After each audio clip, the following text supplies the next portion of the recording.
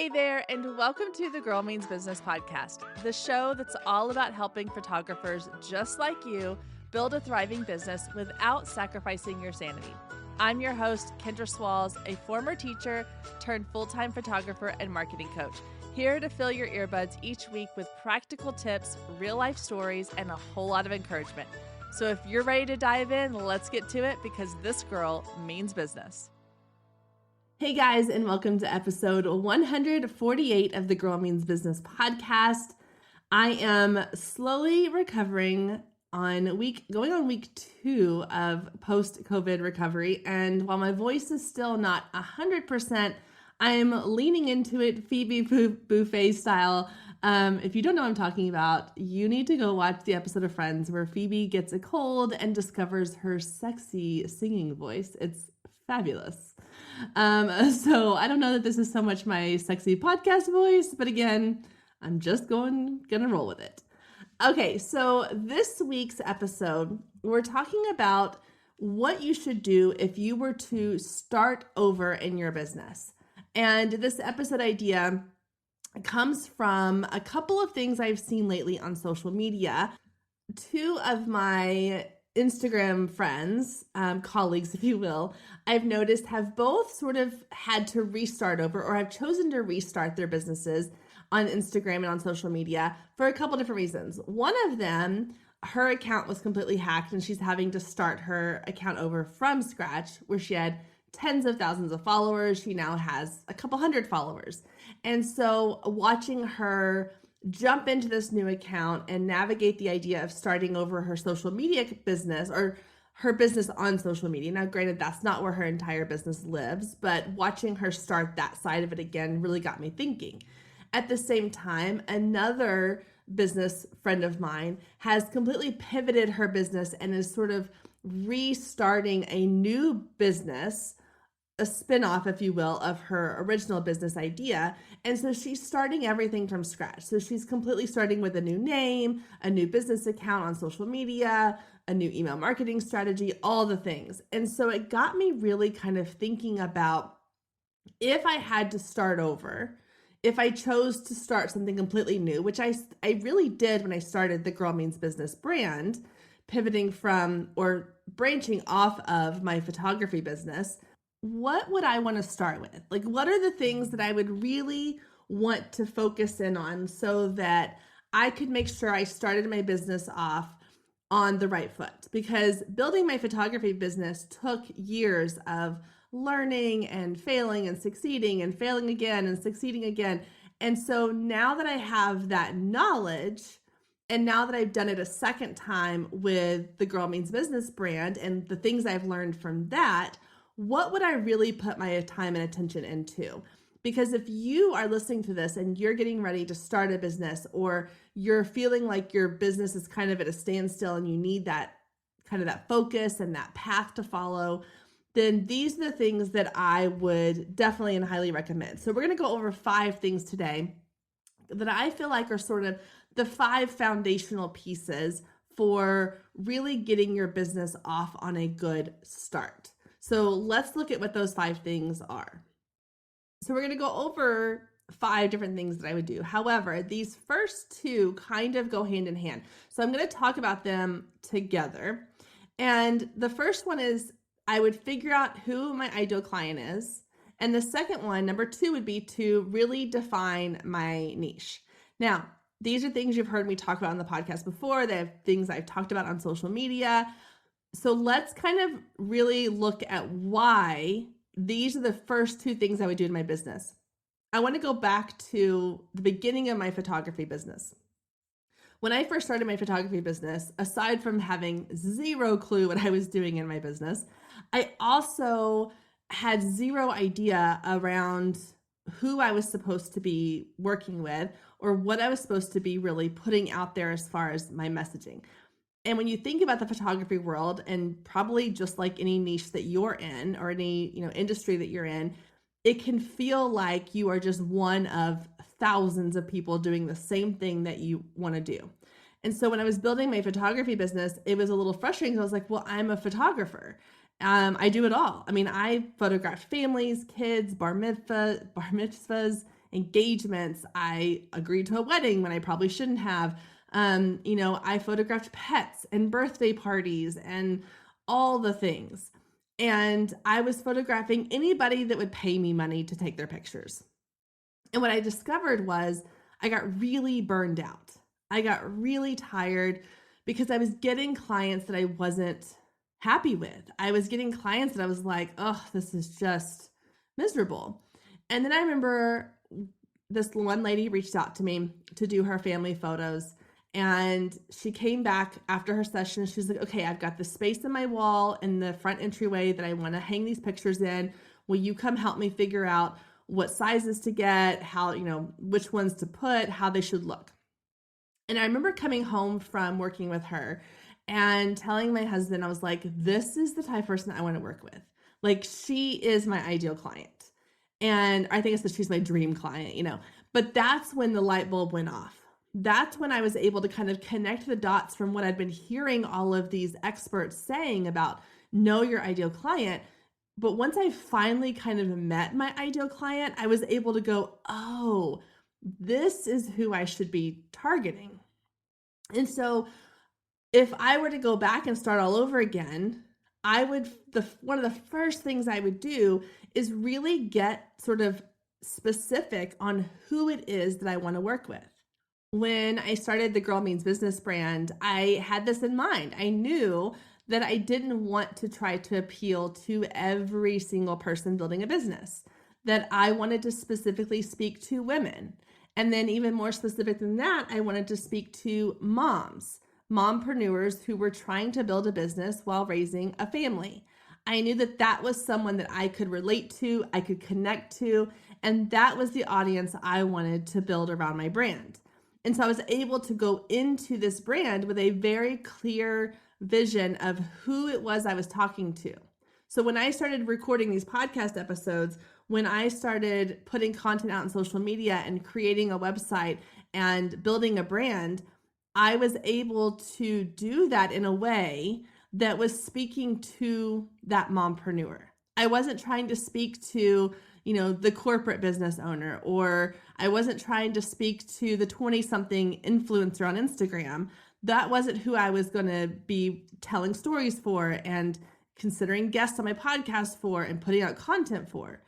Because if I was trying to do all three of those, if I was trying to speak to the 20-something influencer, the mom building a business with kids at home, and the 40-year-old gentleman starting a corporate entrepreneurial journey, that's three different messages. That's three different people with different fears, concerns, questions, struggles that I can't speak to all three and still feel like my messaging makes sense. It's not going to be clear. It's going to be jumbled. The same thing happened when I was growing my photography business. I realized that I was trying to appeal to the mom who wanted family photos and the bride who wanted her engagement session and wedding photos done. And those were two very different people. And so trying to speak to one massive group of people is really hard to do. It's also exhausting because when you're trying to create content for all these different types of people, it can feel overwhelming. And it's like, okay, well, I've got to put this out for this person and this out for this person. This has got to appeal to this other person. It's just too much. When you can narrow it down to just one type of person, one profile of a person or a group of people, it's so much easier to create content that is going to appeal to that specific group of people. And again, you're going to have people who will follow you and come along for the ride who don't necessarily fit exactly into that mold, but that still is the mold that you are speaking to on a regular basis. I have people listening to this that are not moms. I have people that follow me on social media that are not moms, but they still are entrepreneurs. They're still women. They still connect to me in some way, but I'm very specific in who my messaging is designed for. All right, and this leads us into number 2. So the second thing I would do if starting my business over again is to get very clear on what it is that I offer. So what is my niche? What is my kind of zone of expertise? And I see this a lot on social media happening where someone comes in, they're like, okay, well, I am a virtual assistant. Okay, that's great. You're a virtual assistant, but what do you kind of specialize in? Is there something that you are especially good at? So maybe you are really great at helping someone set up a podcast or manage a podcast. Or maybe you're really good at systems and you help your clients put in place different structures and systems that help their business run on an autopilot. Or maybe you're really great at helping with product launches. So you can say you're a virtual assistant, but if you can get even more specific and say like a virtual assistant specializing in podcast management, then you're going to go, okay, well, if somebody is looking for somebody to help with podcast management, now you're the person that they're going to go to. Again, it goes back to the photography example. If you just put out into the world that you're a photographer, then people are going to assume that you're able to do it all, when really you may only really love doing one certain thing, or you may only be really good at one certain thing. In my opinion, it is better to be known as the expert in something as opposed to just kind of good at everything. I know I've used this example before, and you've probably heard this before other places, but it's kind of like going to a doctor. My husband recently had some medical issues, and he was going to his primary care doctor, who's a family friend of ours. And the primary care doctor is great, but when he had specific issues relating to like his stomach pains and some dietary issues, he needed to go see a specialist, where his primary care physician, who kind of looks at the whole body and isn't necessarily a specialist in any one specific area, he couldn't help when it came to those specific issues and problems. The same goes for business. If someone is looking to hire a virtual assistant and they need specific help in one area or a handful of areas, they're going to be looking for someone who can help them really focus on those areas. So in my opinion, having a really clear niche, really explain to people, okay, this is what I do and this is how I do it. And if you tie that into what I said, number one, you're looking at, you want it to be very clear to people when they find you, whether it's on social media, through your website or wherever, you want them to know who do you help and how do you help them. So if I use my own brand as an example, the Girl Means Business brand, who do I help and how do I help them? I help mompreneurs building their business to learn and implement relationship marketing strategies, such as email marketing and social media. That's who I help, and that's how I help them. Now, I know people aren't going to come to me for financial advice in their business. That's not what I do. People aren't going to come to me for Enneagram advice. That's not what I do. Now, could I? Maybe, but that's not what I do. That's not what I want to be known for. And that's not what my niche is. So this sounds like I'm on a big soapbox. I'm going to step off my soapbox now, and we'll move into the last three things that I would do if I was starting over my business. But really quickly, just to kind of rephrase, 1 and 2 is I would figure out my ideal client, and then I would define my niche. So who do I serve and how do I serve them? That's the first 2 things I would do if I was starting my business over again. All right, number 3 is I would start building an email list. Again, I feel like a broken record. I say this all the time. I wish I had done this sooner in my business. Having an email list has been huge in helping me to build connections in my business. Now, a lot of people think, well, I don't really have anybody to put on my list, or what if I only have 10 people on my list? We all start somewhere. I started with 1 person on my email list and I had to grow it from there.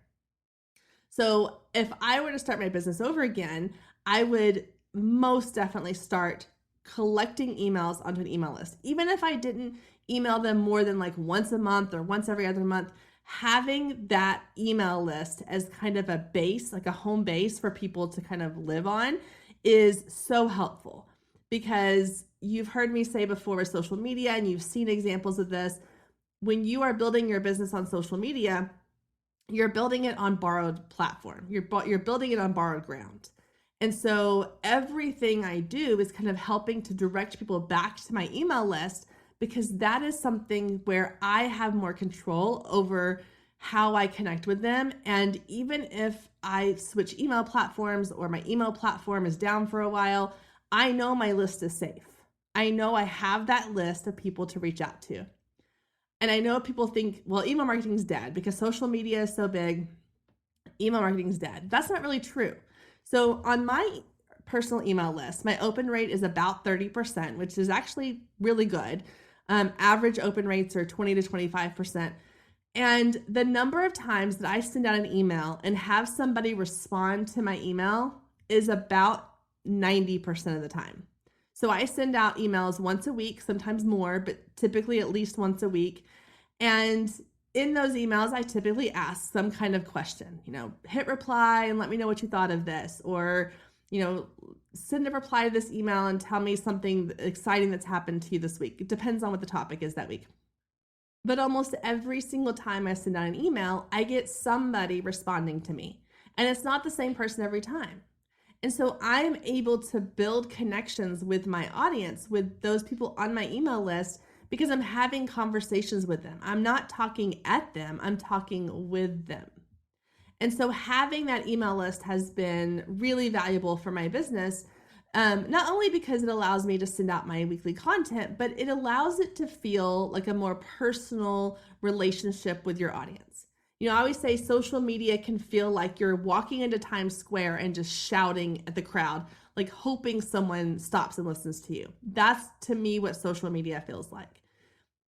But email marketing feels like walking into Times Square and going up to one person and having a conversation, to another person having a conversation, to another person having a conversation.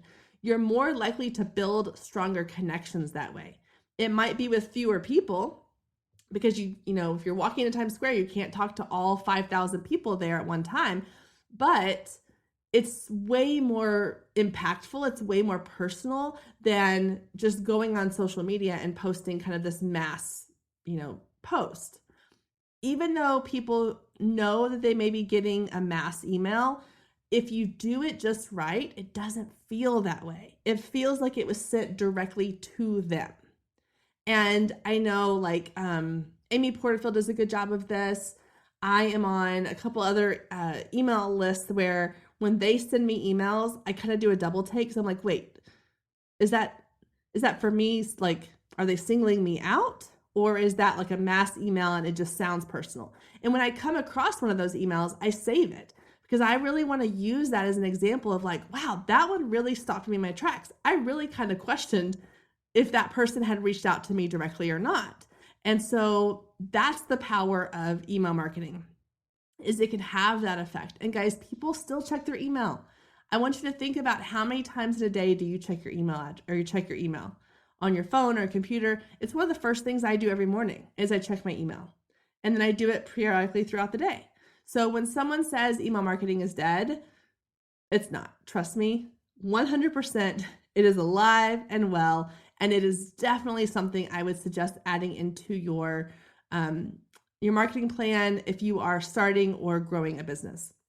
Now, really quick, I'm going to say here, if you are wanting to start an email list and you're like, I don't even know where to begin, I want you to go to the show notes, go to girlmeansbusiness.com/email kit and download my free email marketing starter kit. It is a 5-step plan to help you get your email list up and running. It goes through everything from, what platform do I use, how to choose the right one, how to set it up, how to create a lead magnet. It gives you a free lead magnet template that you can use. And then what do you say once you start getting people on your email list? What should you be putting in your emails? It even gives you an example of a welcome series you can use to start off with your email marketing. So again, head to girlmeansbusiness.com/email kit. It'll be down in the show notes, and grab that free guide so you can get started using your email list. All right, number 4. So we've figured out our ideal client. We've defined our niche. We're starting an email list. Number 4 would be social media. However, not just social media in general. I would advise you, and what I would do myself if I was starting over again, is I would use social media in a very specific, strategic way. I would use it to build connections. I'm not using it to grow this huge following. I'm not using it as a way to just kind of show off online or do trending dances. I want to be very strategic with it. So if I were starting over with social media, the first thing I would do is make sure that everything in my profile was very clear on who I serve and how I serve them. I would make sure that I have a link that leads them to join my email list. by offering a free lead magnet, a challenge of some kind, a quiz, whatever it is you want to do, but get them from off social media onto your email list. And then I would create value-driven content. I would not worry about how can I reach the most amount of people with my content. I would worry about how can I create content that is going to help my ideal client. A perfect example of this right now is Instagram Reels. Well, and TikTok too. You go on these video, apps like TikTok, and you look at Reels and you see these trends, people doing dances. I know this is kind of outdated a little bit now, but the fancy like dance. My daughter loves this. She does it all the time. That is something that a ton of people on social media were doing, and they were getting lots of views for doing it. I could have gone on there and done a fancy light dance, but it wasn't providing value to my audience. Nothing about me doing a dance to the fancy like song was going to bring in people who were there for the right reasons. But if I go in and I create a reel that helps you feel connected to me because I'm a mom, or helps give you valuable tips on, how to find the best hashtags for your content, those are things that are going to provide value. Are they going to get millions of likes? Probably not, but that's okay. I don't need 1 million views. I need 100 views of the right people seeing my content. So if I were starting over again on social media, I would focus less on how can I build this huge following and more on how can I create content that is going to provide value to the right people. One of the easiest ways to figure out how to provide this, how to create this content, or what type of content to put out, is to think about, again, going back to who is your ideal client and what are their pain points. So an example is with moms in business. One of the biggest pain points is, how do you find time to build a business while still raising a family? How do you struggle or handle mom guilt? How do you get it all done in a day? What systems or programs can you use to help make it easier and automate things in your business so you can spend more time with your family? These are all things that I know that as a mom running a business, I would struggle with or have struggled with. So I can turn that into content. So this is, again, it all goes back to number one, who are you trying to help? And once you know and you're very clear on that, you can really get clear on what are the pain points they have and how can I help them to solve those or feel better about those. And so you create your content around that. And that content can be posts, reels, lives, stories, groups on Facebook, whatever it might be. The content, medium doesn't necessarily matter as long as you're providing value-driven content and building those connections. So engaging with your audience, sending messages, replying to comments, going in and engaging with their content. It's all about building connections. Social media is not a one-sided platform. It's not, okay, I'm going to go post this post and then I'm done. I've checked my box for the day. That's not how you grow a following on social media anymore. The best way to grow your business on social media right now is to spend time creating connections. And I know that can feel a little overwhelming because you're like, I don't have time. Time is one of the things I don't have right now. And I get that. But if you think about the time it took you to create that post and post it, you could do that and then spend 5 or 10 minutes. I'm not asking for hours, 5 or 10 minutes, and just go and engage with people on your post, or go and engage with people on other people's content, or go into your messages and reply to a message or send a message to somebody. It's all about connections. Social media is all about being social right now. Again, it's not post and ghost. It's create value-driven content and have conversations with people. That is what's going to help you build loyal clients and followers who want to be involved with what you're doing. Stay with us. We'll be right back. If you've been listening to the Girl Means Business podcast for any amount of time, then you know my love of email marketing runs deep. Not only is it a great way to generate new leads, but it's one of the most effective methods for nurturing warm leads and turning them into sales. Now, over the years, I've tested several email platforms, and my favorite by far is Flowdesk. Not only do they make email marketing simple and easy, even for the technically challenged, but they have everything you need to create stunning emails, capture leads, make sales, and automate the entire process, giving you time back in your busy day. And the cherry on top is you're only charged one flat fee no matter how many subscribers you have. So while other platforms will increase your price when you go over your pricing tier limit, Flowdesk has no price increases or hidden fees. If you're ready to give Flowdesk a try, click the link below in the show notes to save 50% off your first year. Let Flowdesk help you design emails people will love. Click the link below and check it out. I have a feeling you're going to love it just as much as I do.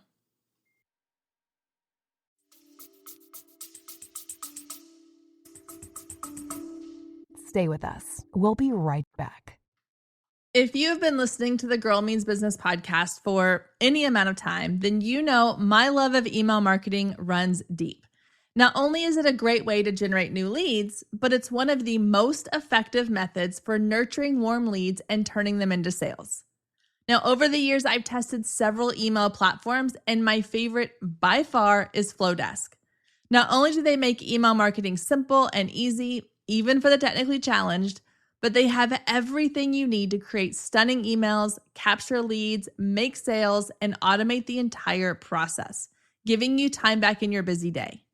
And the cherry on top is you're only charged one flat fee no matter how many subscribers you have. So while other platforms will increase your price when you go over your pricing tier limit, Flowdesk has no price increases or hidden fees.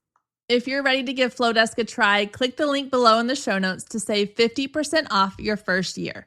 Let Flowdesk help you design emails people will love. Click the link below and check it out. I have a feeling you're going to love it just as much as I do.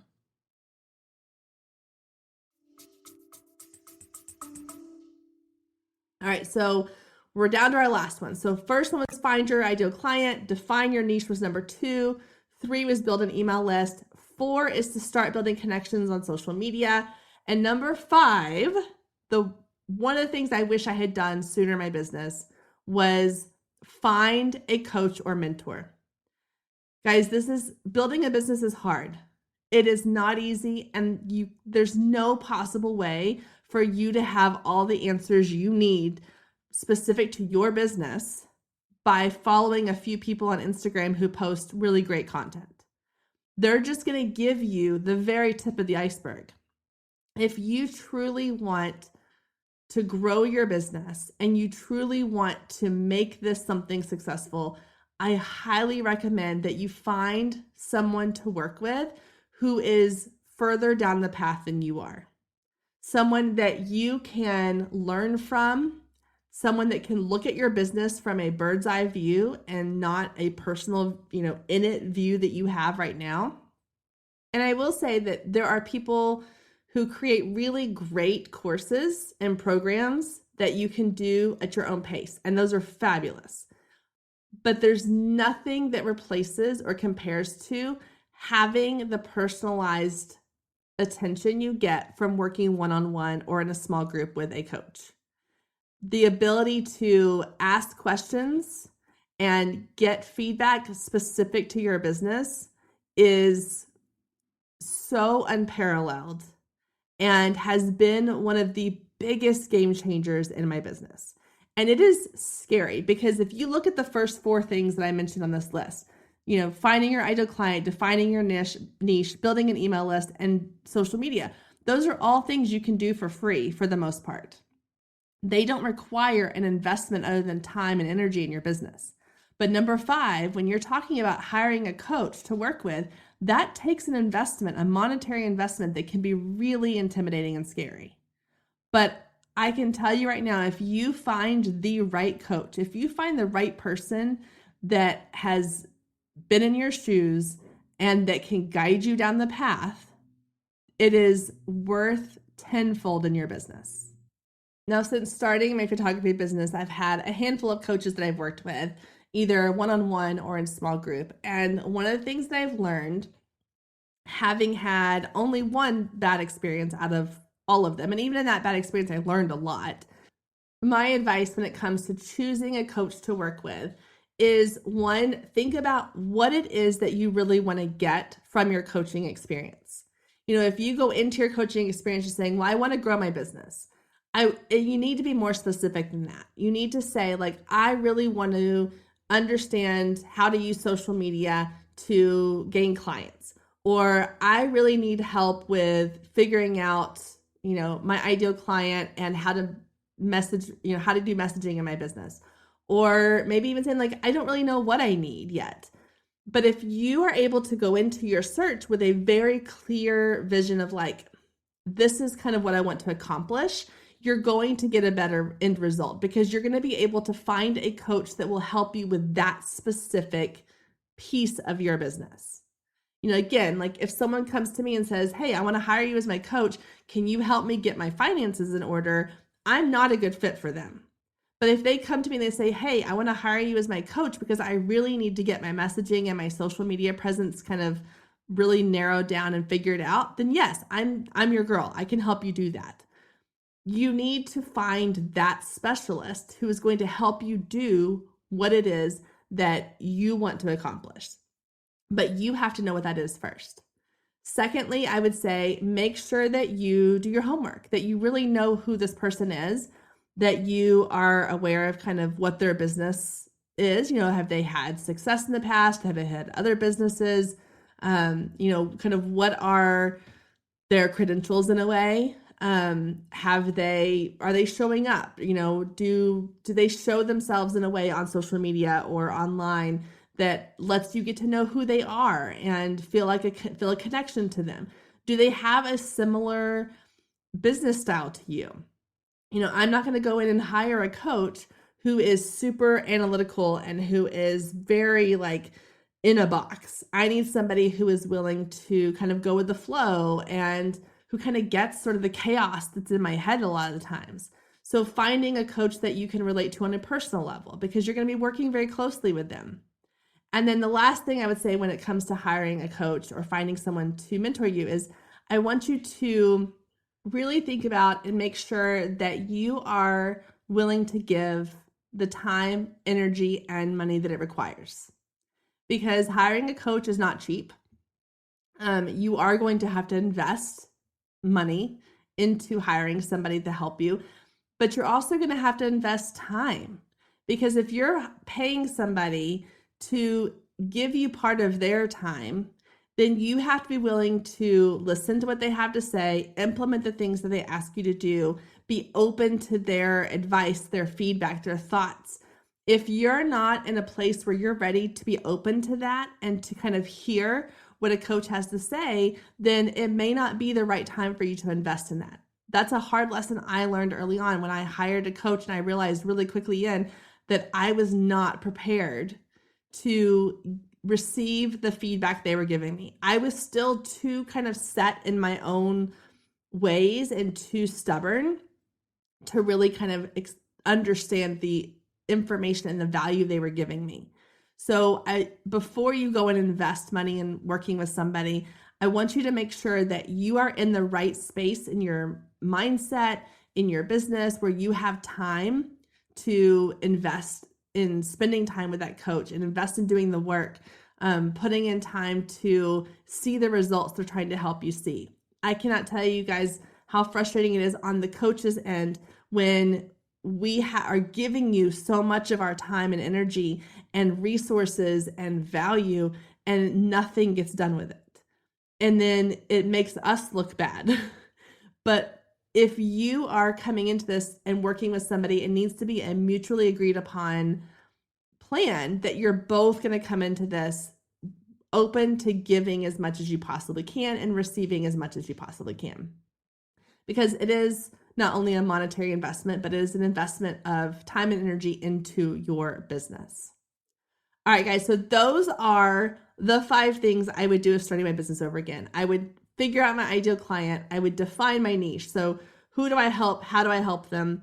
I would start that email list. Don't forget to go down to the show notes and grab that free email starter kit so you can get started building your email list as well.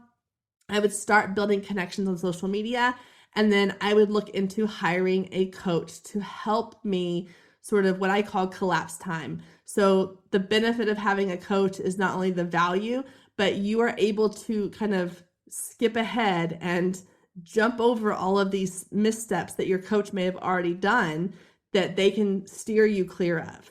And so that's one of the values of hiring a coach.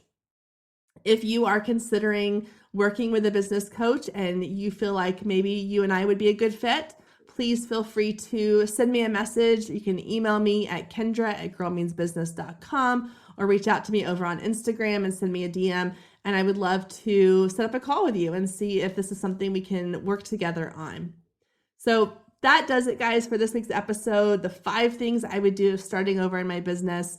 Hopefully next week my voice will continue to get better and I won't sound like I've got this gravelly frog in my throat all the time. But I hope you all are staying healthy and having a fabulous week. And I will see you again back here next week. Bye, guys.